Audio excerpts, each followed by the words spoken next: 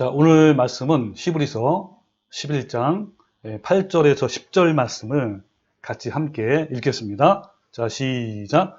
믿음으로 아브라함은 부르심을 받았을 때에 순종하여 장래 유업으로 받을 땅에 나아갈세 갈 바를 알지 못하고 나아갔으며 믿음으로 그가 이방의 땅에 있는 것 같이 약속의 땅에 거류하여 동일한 약속을 유업으로 함께 받은 이삭과 및 야곱과 더불어 장막에 거하였으니 이는 그가 하나님이 계획하시고 지으실 터가 있는 성을 말했습니다.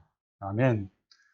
좀 갑자기 읽은 것 같죠? 그래서 제가 이 말씀을 좀 더 쉽게 이야기해서 현대어 성경으로 다시 해왔습니다. 이 말씀은 제가 읽을 테니까 한번 들으시면서 어떤 말씀인지 좀 이해를 해주세요.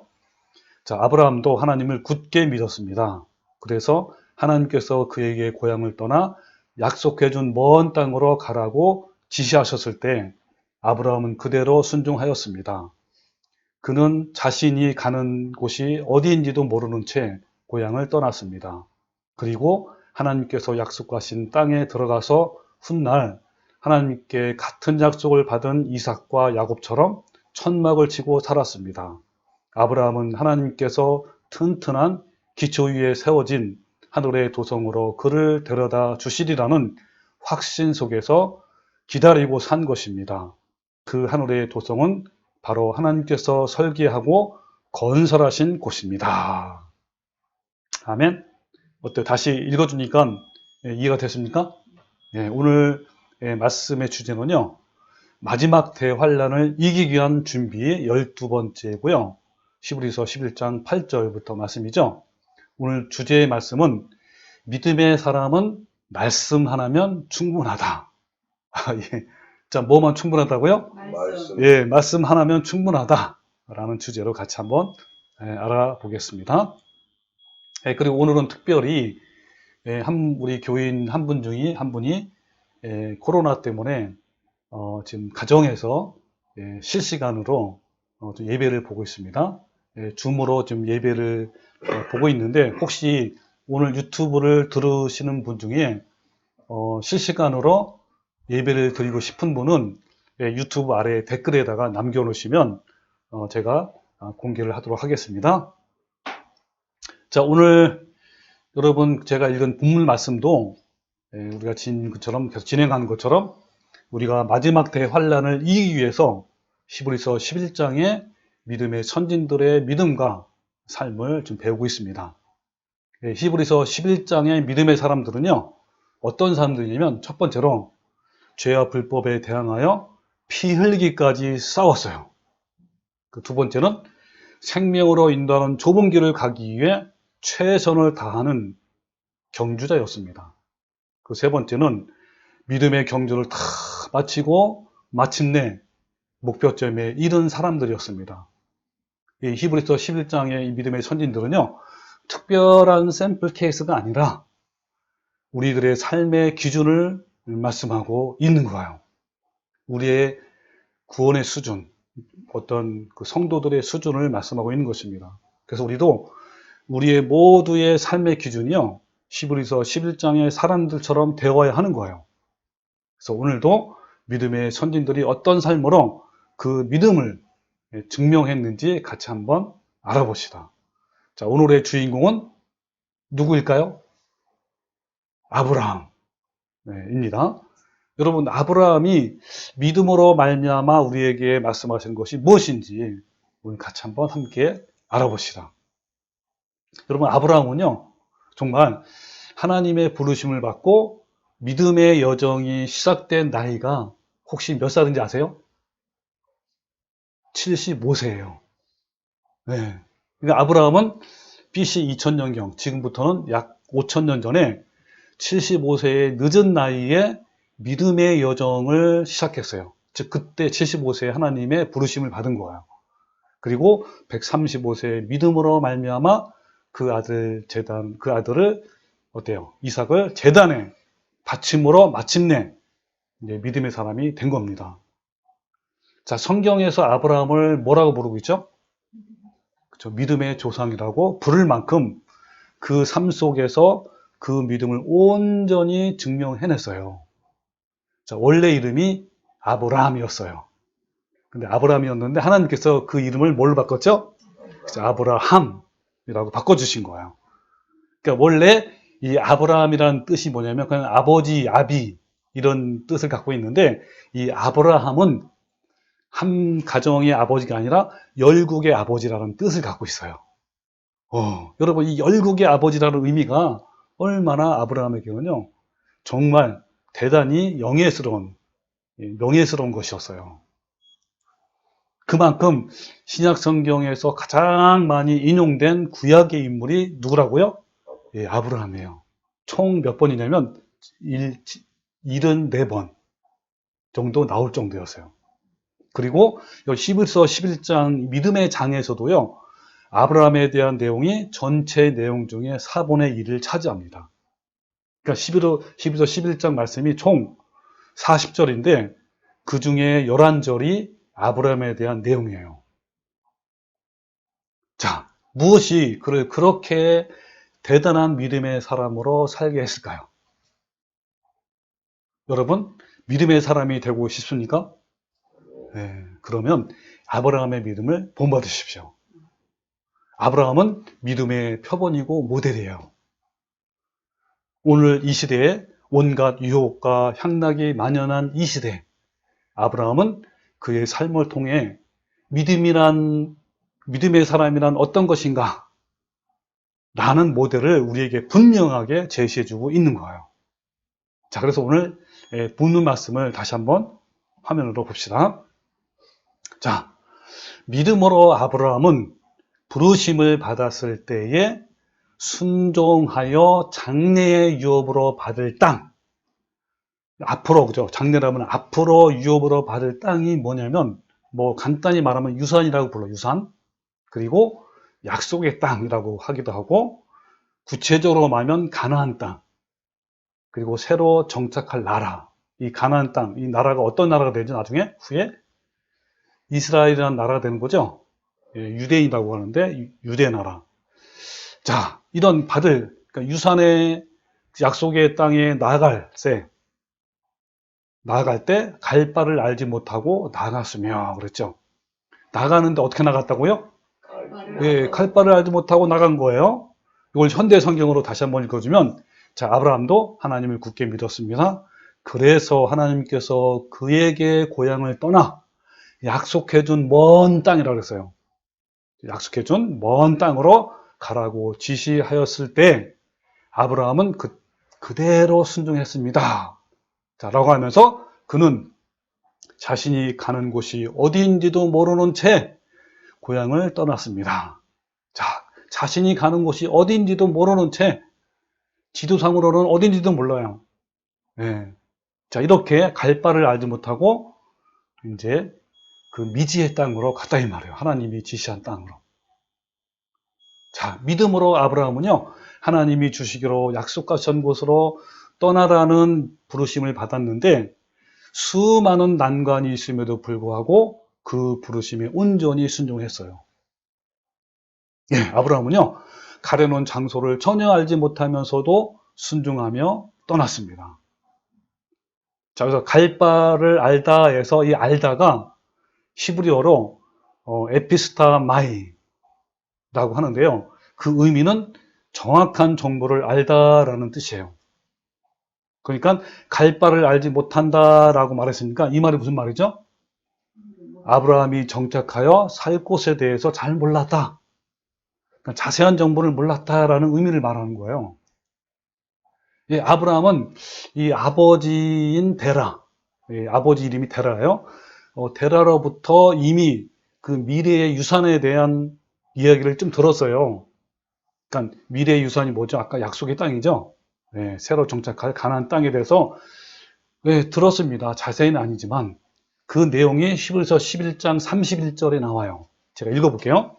자, 데라는 아브라함의 아버지예요. 데라가 그 아들 아브라함과 하란의 아들인 그의 손자 롯과 그의 며느리 아브라함의 아내 사레를 데리고 갈대아인 우르를 떠나 가나안 땅으로 가고자 하더니 라는 말씀이 있어요. 자, 이 말씀에서 보면 어때요? 아브라함은 데라로부터 그 유산에 대한 그 땅을 좀 들은 거죠, 정보를. 그러니까 처음에는 아버지 데라로부터 아브라함은 약속의 땅인 유산에 대해서 들었고, 그 후에 아브라함이 하나님께 직접 들은 것은요, 아버지 데라가 죽은 후에 바로 직접 들었어요. 그 내용이 창세기 11장 31절에 나옵니다. 자, 같이 한번 볼게요. 자, 데라는 나이가 205세가 되었단 말이에요. 그리고 하란에서 죽었어요. 자, 근데 어떻게 됩니까, 그때? 그러니까 이 하란이라는 것이 어디냐면 갈대아 우르에서 이제 떠나가지고 하란에 도착한 거예요. 하란에서 머물러 있는 동안에 누가 죽은 거죠? 데라가 아버지 죽은 거란 말이에요. 그때 여호와께서 아브라함에게 이르시되, 자, 너는 너의 고향과 아버지 집을 떠나 내가 내게 보여줄 땅으로 가라 그랬죠.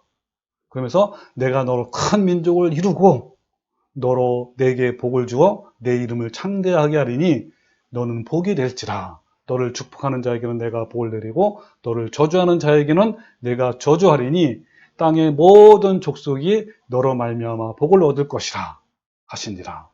이에 아브라함이 어떻게 했다고요? 여호와의 말씀을 따라갔고 그랬죠? 예. 자, 여호와의 말씀을 따라갔고 라는 말씀이 아까 우리 본문 말씀에 뭐죠? 갈 바를 알지 못하고 말씀으로만 믿고 갔다 이 말이에요. 그죠? 자, 갔고 롯도 그와 함께 갔으며 아브라함이 하란을 떠날 때는 몇 살이고요? 75세에 떠났다 이 말이에요. 자, 이 내용을요.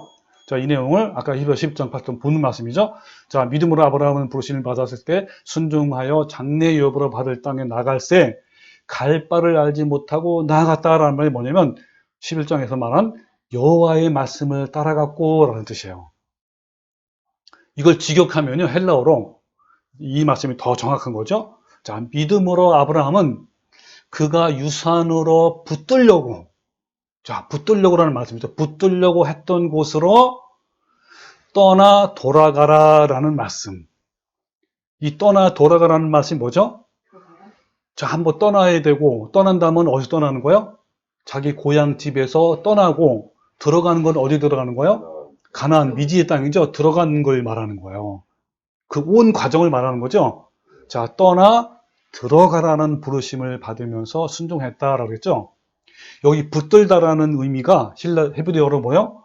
람바노인데 그 의미는 사력을 다해서 붙들다, 뭐 탈취하다, 뭐 빼앗다 이런 거란 말이에요. 그러니까 강도가 강제로 물건을 빼앗을 때 사용하는 단어란 말이에요. 그러니까 어떻게 붙들었단 말이에요? 이 아브라함이 그 유산에 대한 내용을 사력을 다해서 붙들었단 말이에요. 예, 그러니까 아브라함이 그 유산에 대해서 얼마나 강력하게 소유하고 싶은가를 잘 나타내주고 있어요.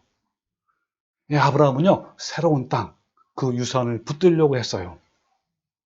자, 그러면 아브라함은 왜 이렇게 유산을 붙들려고 했을까요?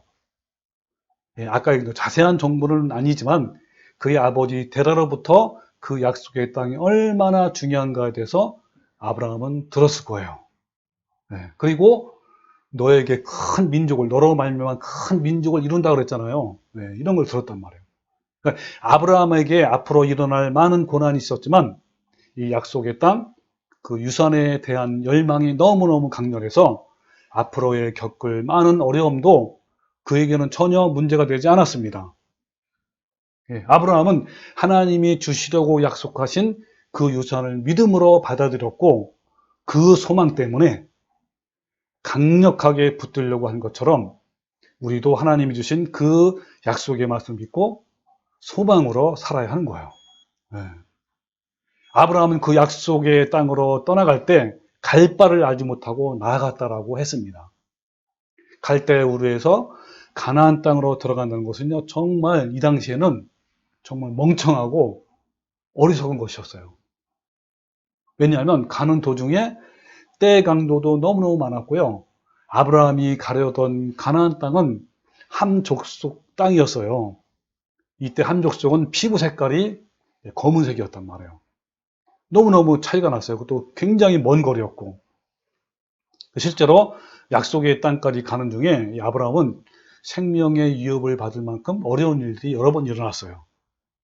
자, 그러나 아브라함은요, 그 말씀을 들었을 때 조금도 망설임도 없이 나갔어요. 이 가나안 땅에 대한 자세한 정보나 위치도 몰랐고요. 또 그에게 보장된 안전도 없었어요. 모든 것이 불확실한 것뿐이었어요. 안개와 같이 자욱했어요. 그 앞날이.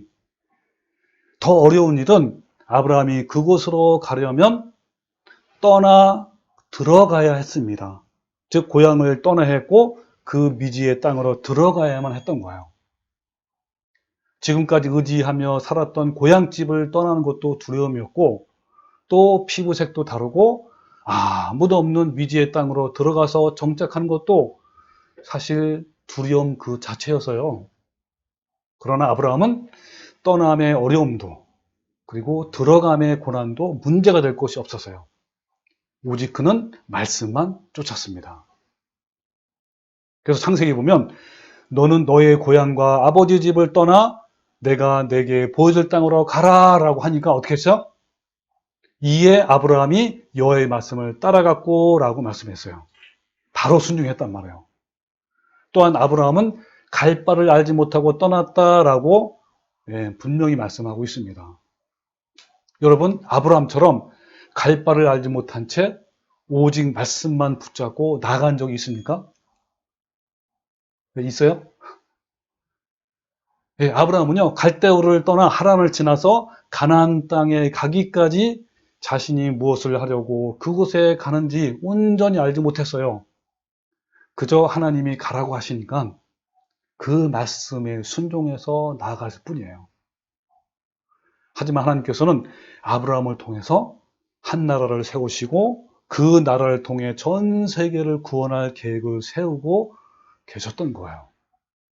마찬가지로 우리도요, 미래 일에 대해서 불확실하고 때로는 두렵고 염려가 되기도 하지만 하나님은 우리의 모든 걸 다 아시고요, 가장 좋은 길로 인도해 주시는 분을 확실히 믿고 순종하며 나아가야 되는 거예요.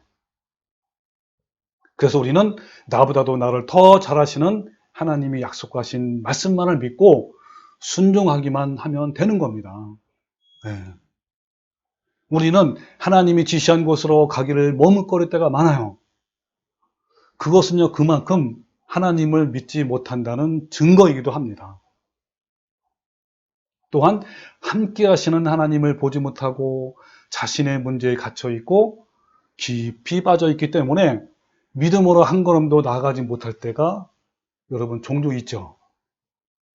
자, 우리가 믿음으로 한 걸음씩 나갈 때 하나님의 뜻을 알게 되고 길이 열리게 되는 거예요. 여러분, 우리가 나가는 만큼요, 우리가 순종하는 만큼 그 뜻을 알게 되고 그 길이 열리게 되어 있어요. 그래서 일단 우리는 뭐부터 하는 게 중요합니까? 일단 한 걸음부터 나가는 게 중요한 거예요. 여러분, 이스라엘 백성이 출애굽을 해서 광야 40년 만에 고대하고 소망했던 가나안 땅에 거의 이르렀어요.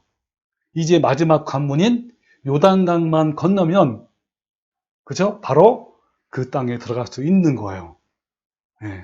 근데요, 평소 요단강은요, 수위가 낮은 강이었어요. 얼마든지 걸어가서 갈 정도였는데, 그때 당시에는 우기이기 때문에 강이 범람할 정도로 깊었고 물살이 매우 강했어요. 자, 그때 당시에 수백만 명이나 되는 이스라엘 백성이 그 넘실거리는 요단강을 건너려면 사실 큰 배가 굉장히 많아야 하는데 당시에 그런 배도 없었어요. 네, 그리고 불가능했죠. 그래서 직접 걸어서 건너는 방법밖에 없는 거예요. 근데 예전에 그 이스라엘 민족이 출애굽을 할 때 뭐를 건넜죠? 홍해 바다를 건넜어요. 자, 홍해를 건널 때 어떻게 했죠? 정말 하나님의 강력한 역사로 홍해가 쫙 갈라져 있는 상태에서 이스라엘 민족이 메마른 땅을 밟고 건너갔어요. 근데 요단강 건널 때는 그런 방법이 아닌 거예요. 한 걸음씩 순종하여 나갈 때만 강물이 멈췄어요. 네, 요단강을 건널 때요, 갈 바를 알지 못했지만 그냥 믿음으로 먼저 한 발자국 강물을 밟고 내디뎠을 때 강물 위쪽에서부터 멈춘 거야, 이렇게. 물이. 또 한 발자국 나갈 때 또 강물이 멈췄고, 이 마지막 건널 때까지 이런 순종의 과정이 연속이었단 말이에요. 네, 이것이 바로 우리가 하나님께 구원을 이뤄가는 그 과정이에요. 그러니까 홍해를 건널 때는 어때요? 하나님 그냥 다 해주셨잖아, 그죠? 근데 우리는 그 갈라진 길을 그냥 건너기만 했잖아요. 근데 우리가 그 이후에 구원을 받은 이후에는 어때요? 우리가 믿음으로 순종할 때 이게 열리는 거란 말이에요. 온전한 구원이 이루는 거란 말이에요. 그것을 말씀하는 거예요. 자, 우리가 성경을 하나 볼게요. 자, 여호수아 3장 13절인데, 자, 온 땅의 주 여호와의 궤를 맨 제사장들이 발바닥이 요단물을 밟고 멈추면 요단물 곧 위에서부터 어떻게 해요? 흘러내리던 물이 끊어지고 한 곳에 쌓여 서리라 그랬죠. 얼마나 여러분 기적입니까? 네. 자, 백성이 요단을 건너려고 자기들의 장로를 떠날 때에 제사장들은 언약궤를 메고 백성 앞에서 나아가니라. 요단이 곡식 거두는 시기에는 항상 언덕이 넘치더라. 범람했단 말이에요, 물이. 궤를 맨 자들이 요단에 이르며 궤를 맨 제사장들의 발이 물가에 잠기자 곧 위에서부터 흘러내리던 물이 어떻게 해요? 그쳤고 또 쌓였고 온전히 끊어졌어요. 그리고 백성이 그 뒤로 따라간 거죠. 그리고 여리고 앞에서 바로 건널새 여호와의 언약궤를 맨 제사장들은 요단 가운데 메마른 땅을 굳게 섰고 그 모든 백성이 요단을 건너기를 마칠 때까지 모든 백성들은 그 마른 땅으로 건너갔더라. 여러분, 맨 먼저 누가 먼저 갔죠? 제사장들이 언약궤를 메고 갔어요. 언약궤를 어떤 의미냐면 하나님의 말씀이에요. 말씀이 먼저 갔죠? 그 사람들은 우리는 어때요? 말씀을 따라가는 거예요. 여러분, 말씀에 의지해서 한 걸음 한 걸음 나아갈 때 하나님의 놀라운 기적이 일어난 거예요, 여러분. 자, 이 그림을 제가 따왔습니다. 현재 요단강이요, 이런 모양이 돼요, 여러분요. 그리고 처음에 이제 만화로 되어 있지만 그림으로 법궤를 맨 제사장이 한 걸음 나갈 때 물이 멈추고 또 중간에 왔을 때는 많이 갈라지고 또 맨 끝에까지 다 이제 이스라엘 백성들이 다 건너는 그 내용이 나오고 있습니다. 자, 이렇게요 하나님께서 역사를 해주시는 거예요. 여러분요, 우리는 이 삶 속에서 때때로 넘실거리는 요단강처럼 큰 문제와 어려움을 만나게 돼요. 네, 이처럼 우리는 거대한 문제 앞에서 또 고난 앞에서 뚫고 나갈 때 불신에 빠져서 두려워하고 머뭇거리기만 한다면 그 어떤 것도 해결하지 못합니다. 그냥 하나님 말씀에 의지해서 일단 한 걸음부터 나가는 거예요. 나가는 만큼 우리의 문제와 어려움이 하나씩 뛰어넘을 수 있게 되는 거예요. 이게 바로 믿음의 원리예요. 여러분, 우리의 믿음의 조상인 아브라함이 전혀 의심하지 않고 갈 바를 알지 못했지만 그 말씀에 의지해서 순종해 나갈 때 그 길이 열렸고 마침내 가나안 땅에 입성하게 된 거예요. 여러분, 가는 도중에 수많은 난관이 있음에도 아브라함은 주저하거나 두려워하지 않고 끝까지 믿음으로 순종하면서 나갔습니다. 물론 중간중간에 아브라함이 너무너무 두려워서 그 믿음에 벗어난 것도 있었지만 다시 하나님의 인도하심으로 다시 와서 또 걸어갔잖아요. 그죠? 이런 과정이 필요한 거예요.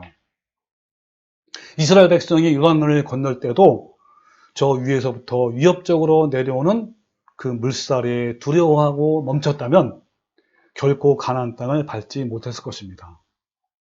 여러분, 이 믿음의 원리는요, 영적인 것뿐만 아니라 모든 삶 속에서 일어나는 문제에 적용되는 거예요. 예를 들면 내가 누구를 용서해야 하는데 그것이 자신에게 너무 힘들고 도저히 불가능한 것 같지만 나를 사랑하시는 그 하나님을 의지해서 한 걸음씩 순종한다면 분명히 그 길이 열릴 것입니다. 저도요, 하나님 말씀을 전파하는 사역을 맡은 자로서 앞으로 펼쳐지는 일에 대해서 또 사역에 대해서 기대도 되지만 때때로 두렵기도 하고 또 막막할 때가 많아요. 그러나 저는 하나님 말씀에 의지해서 그냥 하루하루를 순종하면서 나갈 뿐인 거예요.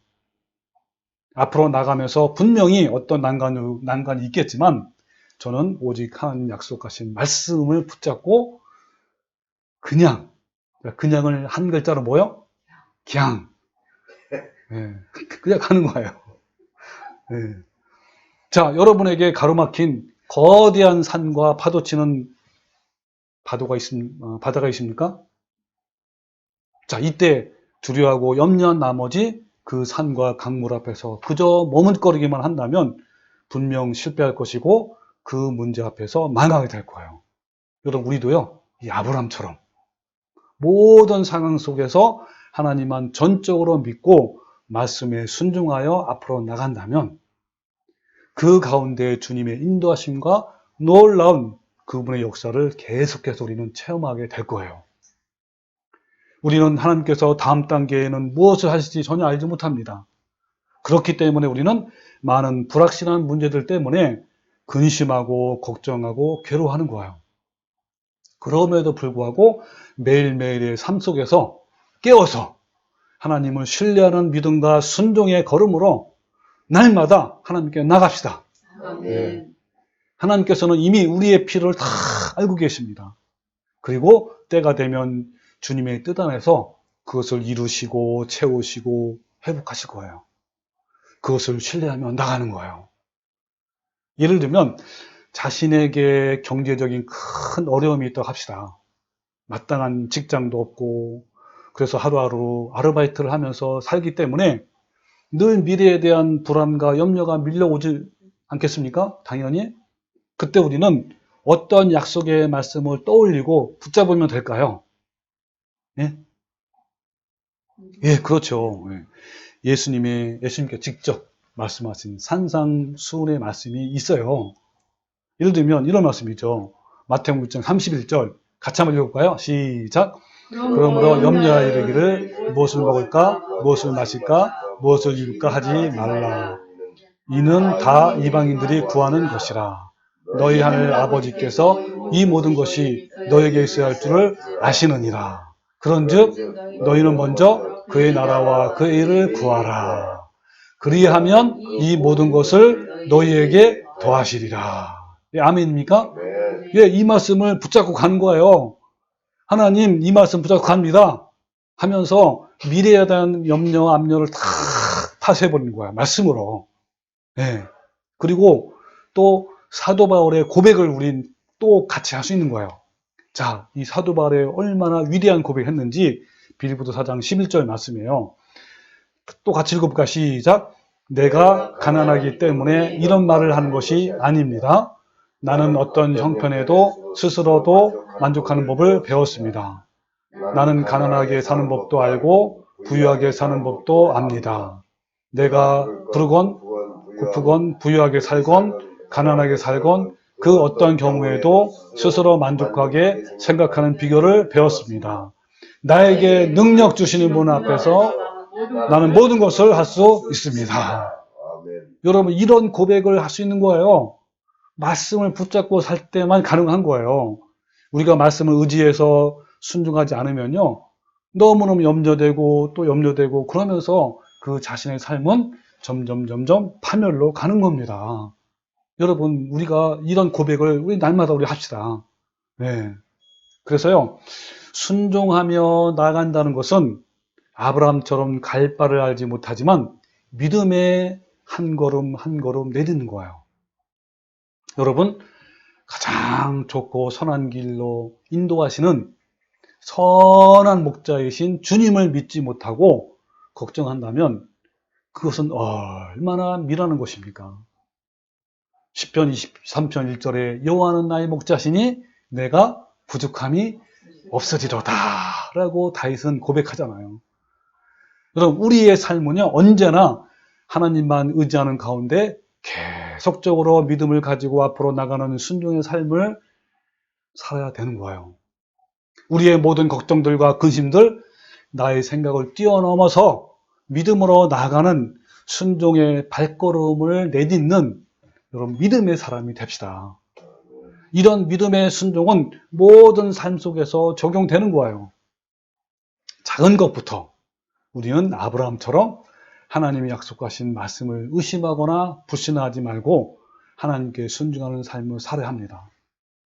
우리가 삶에서 순종하는 삶을 살지 못한다면, 세상과 구별하여 거룩한 삶을 살지 못한다면 어떤 대단한 목회를 한들, 어느 척박한 외국 선교지에서 생명을 다해서 선교를 한들, 열심히 교회 나가서 헌신하고 봉사하고 헌금하는 등 아무리 열심히 종교 생활을 한들 무슨 소용이 있겠습니까?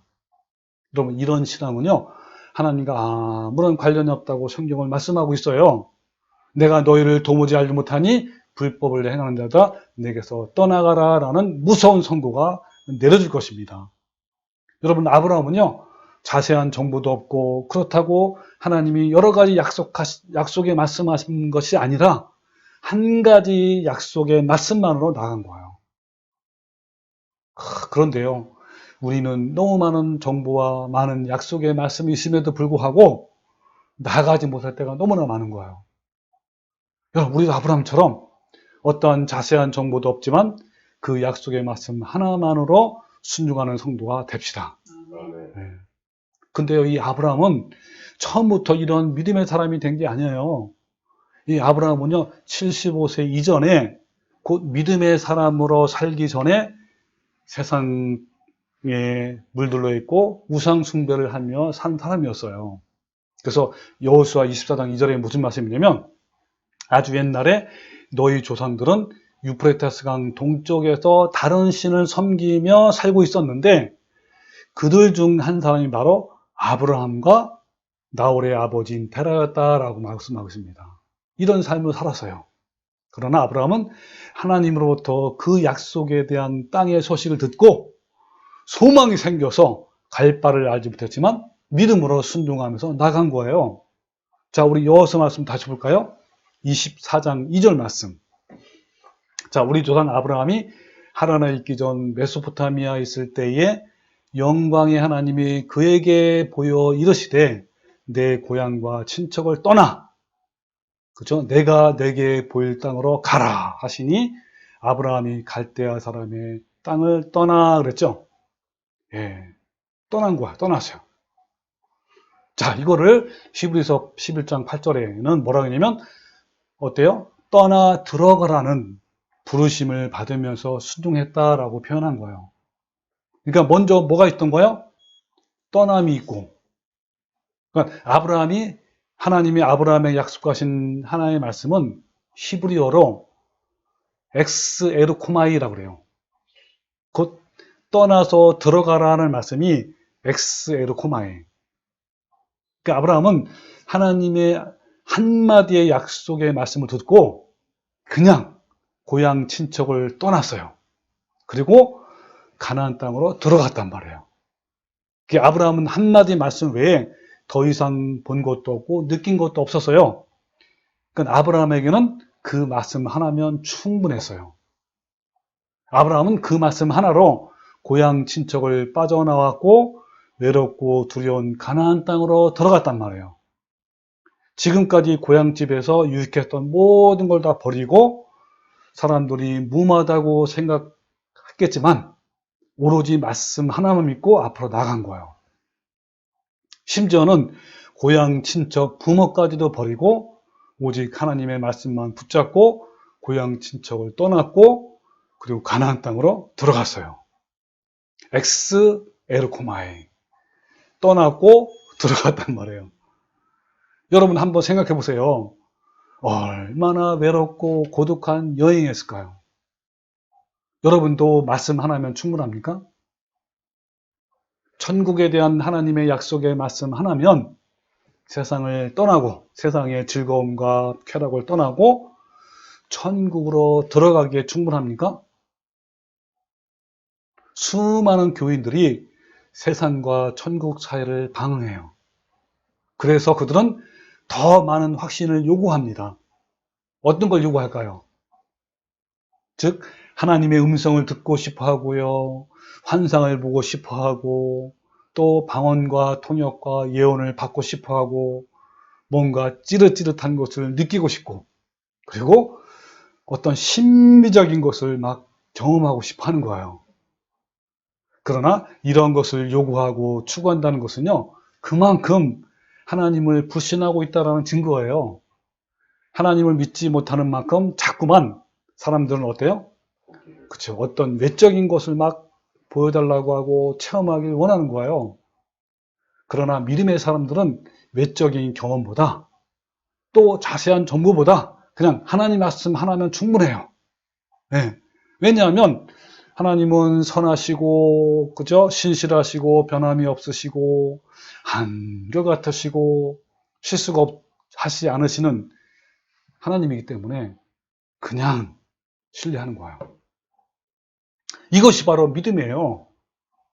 여러분, 믿음이 뭐냐면 하나님의 약속의 말씀이 현 상황에서는 안개같이 보이지 않는 것은 그냥 아무것도 안 보인단 말이에요. 안개처럼.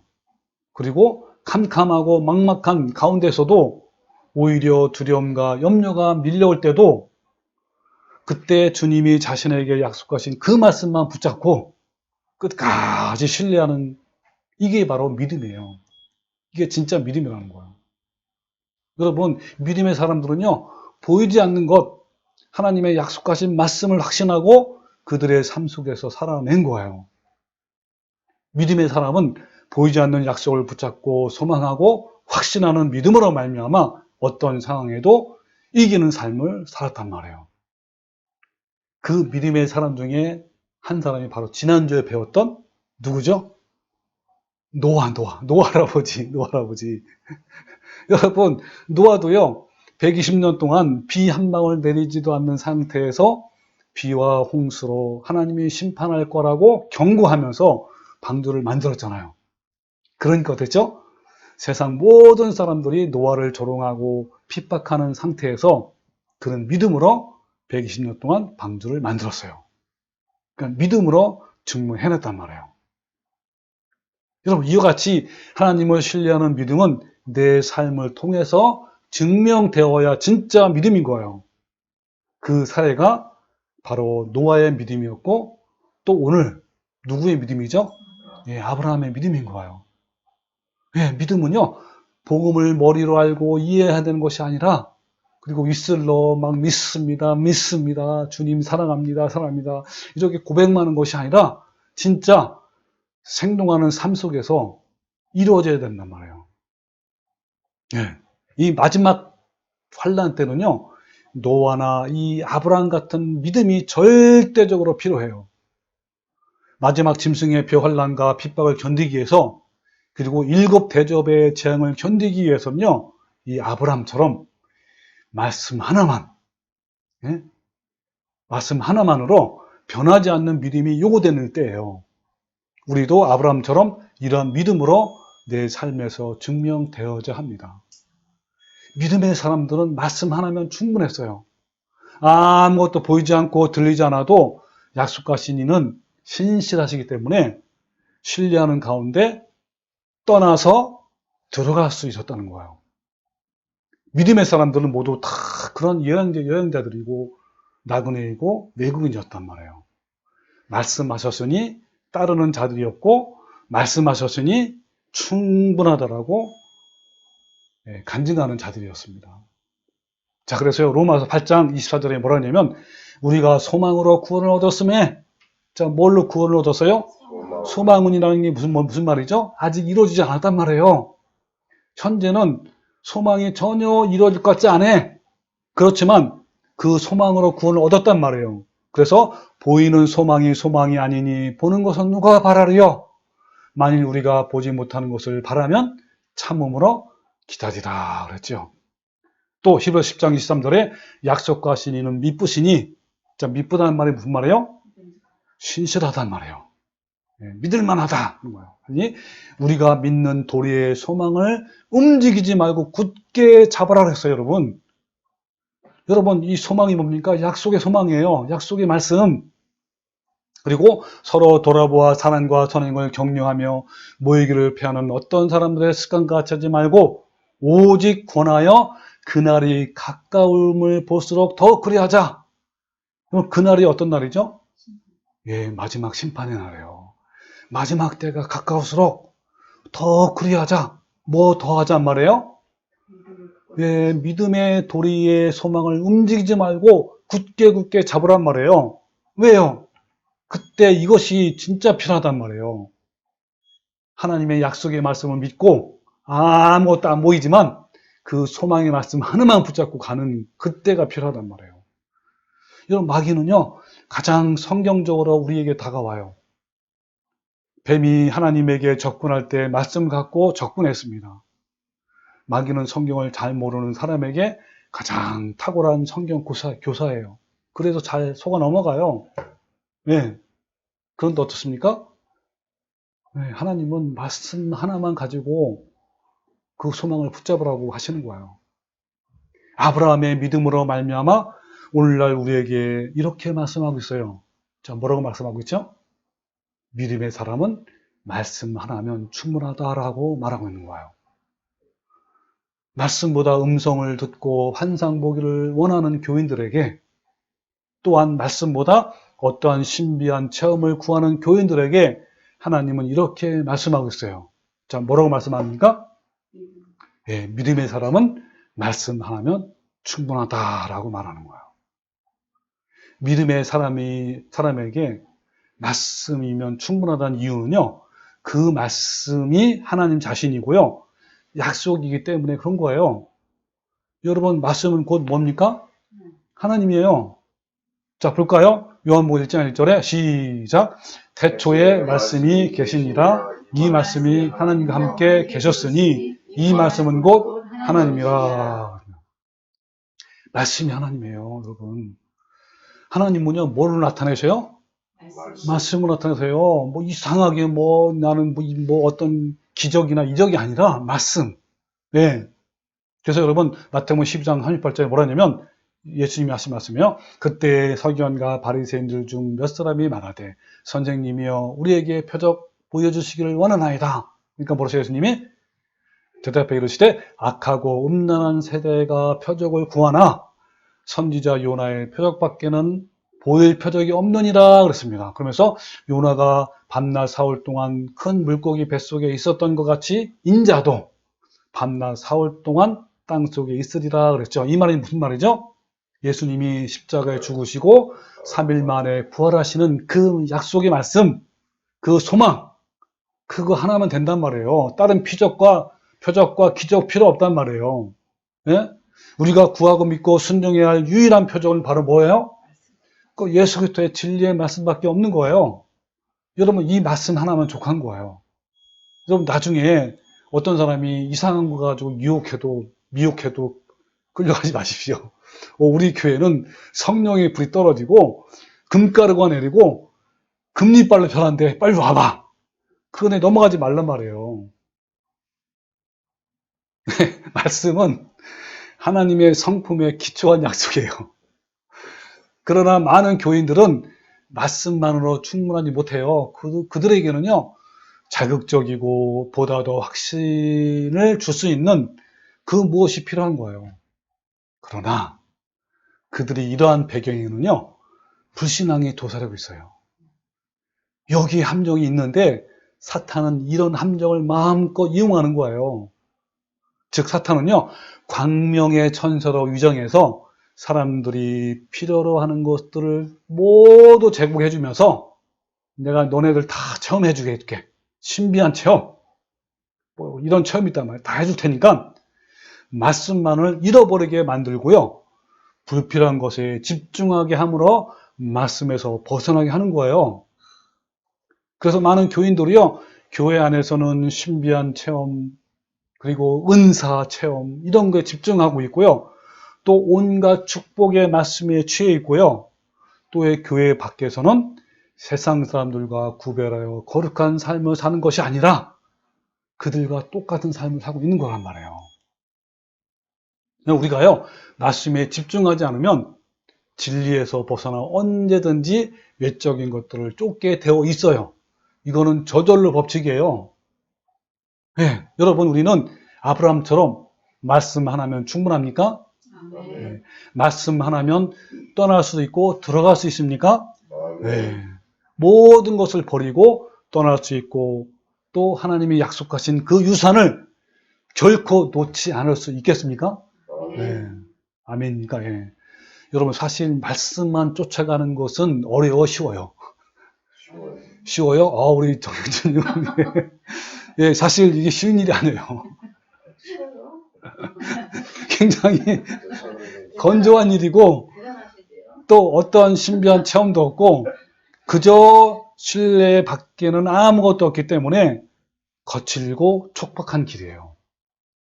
이것이 바로 좁은 길인데 정말 이 길은 재미도 없고요. 건조한 길이에요. 이 아브라함은 얼마나 정말 막막했을까요?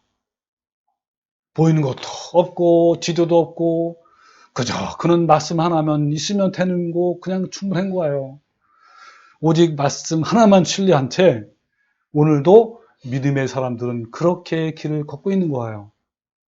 보이는 것은 없어도 들리는 것은 없어도 그냥 말씀만을 신뢰함으로 그 길을 걷는 거란 말이에요. 그 말씀이 믿음의 사람들에게 약속했기 때문에 막막한 길을 그냥 신뢰함으로 걷고 또 그냥 걷는 거예요. 여러분 이 마지막 환난 때는요 말씀만 붙잡고 나가는 것이 절대적으로 중요해요.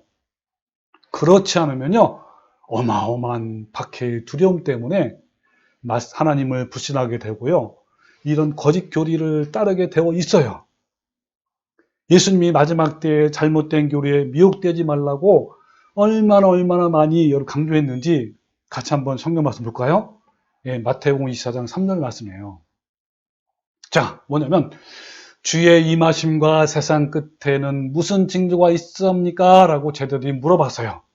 그랬더니 예수님이 뭐라고 말씀하시냐면 여러 가지 있는데 그 중에서 처음부터 이렇게 말씀한 거예요.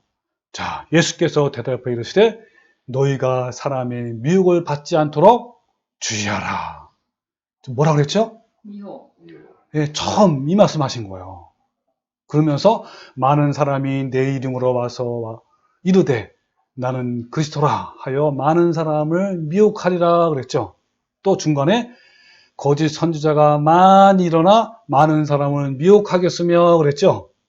자, 또 24절에 거짓 그리스도들과 거짓 선지자들이 일어나 어떻게 한다고요? 큰 표적과 기사를 보여 할 수만 있으면 택하신 자들도 미혹하리라 그랬습니다. 여기 택하신 자는 뭐냐면 아까 11시 일꾼처럼 최고의 사람들이 많아. 최고의 정말 좁은 길로 열심히 걸어가는 사람들 중에서도 미혹 당한단 말이에요. 네, 이게 바로 현실이에요. 또 그래서 데살로니가후서 2장 3절에 뭐냐면 누가 어떻게 하여도 너희가 미혹되지 말라. 먼저 배교하는 일이 있고 저 불법의 사람 곧 멸망의 아들이 나타나기 전에는 그날이 이르지 아니하리니 그랬죠. 여기 멸망의 아들이 누구요? 저 그리스도죠. 그러면서 뭐냐면 자, 저 그리스도들이 어떻게 했는지 보세요. 악한 자의 나타남은 사탄의 활동을 따라 모든 능력과 표적과 거짓 기적과 불의의 모든 속임으로 멸망하는 자들에게 있다 그랬죠.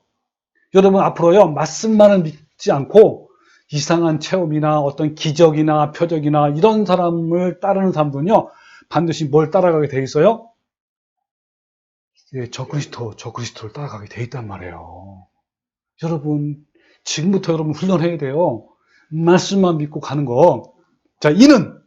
왜냐하면 이는 그들이 진리의 사랑을 받지 아니하여 구원함을 받지 못함이라. 이러므로 하나님이 미혹의 역사를 그들에게 보내사 거짓 것을 믿게 하셨다고 했죠. 왜 그런지 아세요? 그것을 추구하기 때문에. 예, 진리를 믿지 않고 불의를 좋아하는 자들로 하여금 어떻게 한다고요?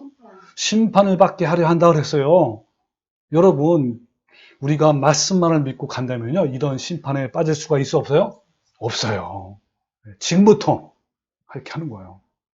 마지막 환난 때 비록 보이는 것이 없고 모든 소망이 끊어질 것 같은 상황일지라도 하나님이 우리와 함께 하시고 우리를 곧 데리러 오신다라는 그 약속의 말씀만을 붙잡고 그 모든 환난을 이기는 성도가 됩시다. 아멘. 여러분, 우리 모두 아브라함의 믿음처럼 갈 바를 알지 못하지만 약속의 말씀만을 붙잡고 날마다 나가는 성도가 되시기를 주님의 이름으로 축원합니다. 아멘. 아멘.